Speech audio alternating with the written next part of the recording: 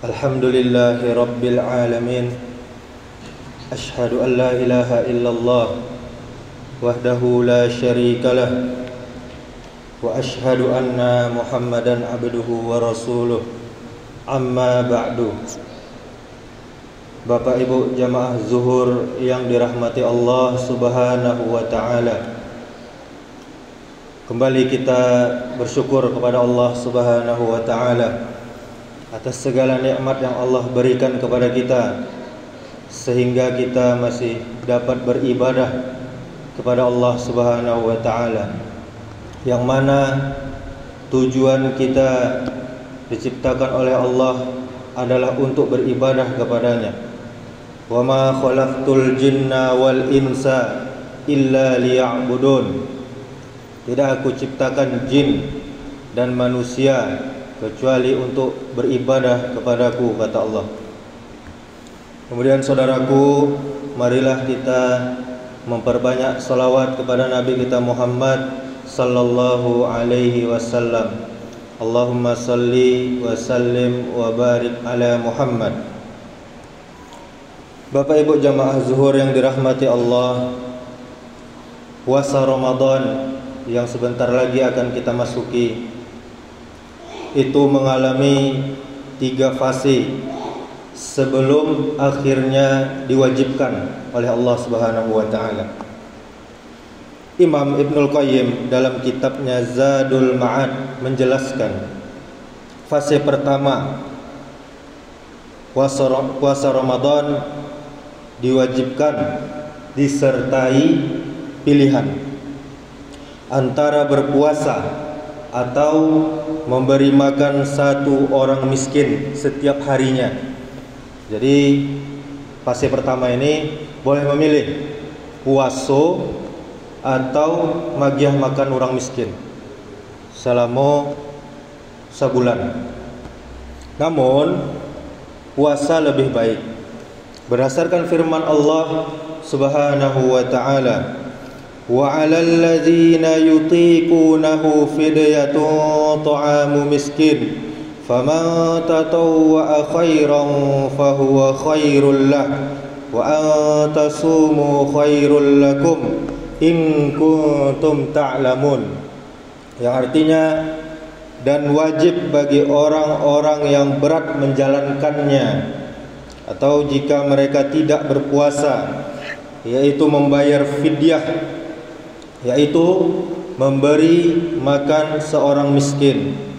Barang siapa yang dengan kerelaan hati mengerjakan kebajikan, maka itulah yang lebih baik baginya, dan berpuasa lebih baik bagimu jika kamu mengetahui. Ini di dalam surah Al-Baqarah ayat 184. Kemudian seorang sahabiat bernama Salamah bin Aqwa, semoga Allah meridhoinya, dia menuturkan, kami dahulu di bulan Ramadan pada zaman Rasulullah, siapa yang ingin berpuasa maka puasa, dan yang tidak ingin berpuasa harus memberi makan orang miskin, sampai turun ayat ini, yaitu surah Al-Baqarah ayat 185. Barang siapa di antara kamu hadir di negeri tempat tinggalnya di bulan itu, yaitu orang yang mukim, maka hendaklah dia berpuasa pada bulan tersebut. Ini hadis riwayat Bukhari dan Muslim. Kemudian fase yang kedua, Bapak Ibu, wajib puasa. Akan tetapi barang siapa yang tertidur sebelum matahari tenggelam atau sebelum maghrib, tidak boleh dia berbuka sampai hari berikutnya. Jadi nyo melanjutkan puasonyo tanpa berbuka kalau nyo talalok sabalun maghrib. Itu fase kedua puasa. Kemudian fase yang ketiga, wajib puasa sejak terbit fajar sampai tenggelam matahari. Fase terakhir ini yang kita jalankan sampai saat ini, dan fase ini menghapus fase sebelumnya dan tetap berlaku sampai hari kiamat. Kemudian hikmah tertundanya syariat puasa. Jadi syariat puasa ini bukan yang pertama, Bapak Ibu. Hikmahnya, kata Imam Ibnul Qayyim, dia menjelaskan dalam kitabnya Zadul Ma'ad halaman 29. Dia mengatakan, tatkala menundukkan jiwa dari hal yang disenangi merupakan perkara yang sangat sulit dan sangat berat, maka kewajiban puasa Ramadan tertunda hingga setengah perjalanan Islam, yaitu setelah Nabi hijrah ke Madinah. Ketika jiwa manusia telah mapan, telah mampu, telah sanggup terhadap tauhid, yaitu mengesahkan Allah, dan terhadap solat serta perintah-perintah yang lain dalam Al-Quran, maka kewajiban puasa mulai diberlakukan secara bertahap. Kewajiban puasa jatuh pada tahun kedua Hijriah, tatkala Rasulullah sallallahu alaihi wasallam wafat.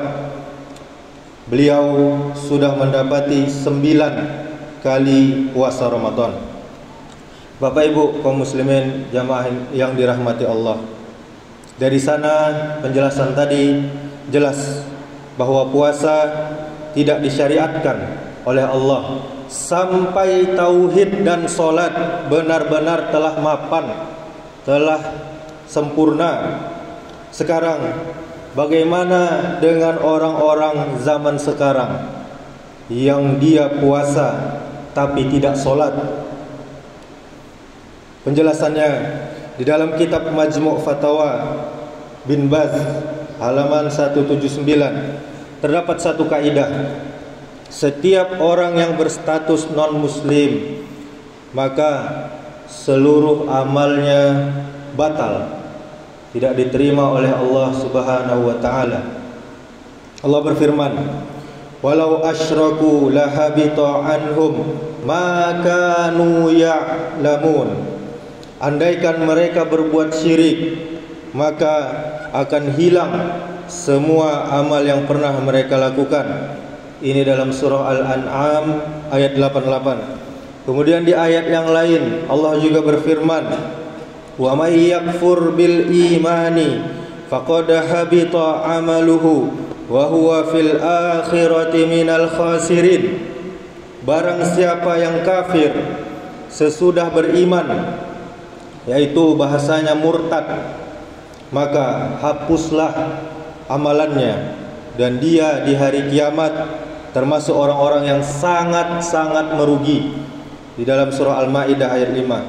Sebagian ulama berpendapat orang yang meninggalkan solat, dia tidak keluar dari Islam selama dia masih meyakini bahwa solat itu wajib. Dia hanya malas saja. Namun orang seperti ini dianggap melakukan perbuatan kufur kecil dan melakukan amal yang sangat buruk, yang sangat tercela. Lebih jelek daripada orang yang berzina, lebih jelek daripada orang yang mencuri dan semacamnya. Namun kalau dia berpuasa, dia tidak sholat, dia berpuasa, puasanya sah jika dilakukan sesuai dengan aturan syariat. Hanya saja pelanggaran orang ini, dia tidak menjaga solatnya. Dia berada dalam bahaya yang sangat besar, yang sangat bahaya, karena dia bisa terjerumus ke dalam syirik besar menurut sebagian ulama.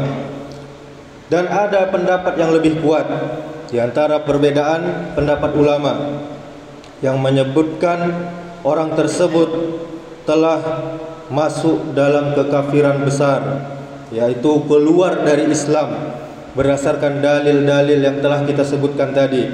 Karena itu, saudaraku kaum muslimin yang dirahmati Allah, siapa saja yang puasa sementara dia tidak sholat, maka tidak ada puasa baginya. Kalau kita ibaratkan seperti menampung air di keranjang, maka akan sia-sia, tidak akan terisi dengan air wadah tersebut. Semoga kita semua selalu menjaga solat kita yang fardu dan yang sunnah, dan marilah kita masuki bulan Ramadan yang sebentar lagi dengan ilmu, agar kita menjalankan ibadah di bulan Ramadan lebih khusyuk karena mengetahui ilmunya. Dan Allah yang Maha Mulia hanya menerima amal ibadah yang sesuai dengan tuntunan Islam. Demikianlah, semoga bermanfaat. Subhanakallahumma wa bihamdika asyhadu an la ilaha illa anta astaghfiruka wa atubu ilaik. Wassalamualaikum warahmatullahi wabarakatuh.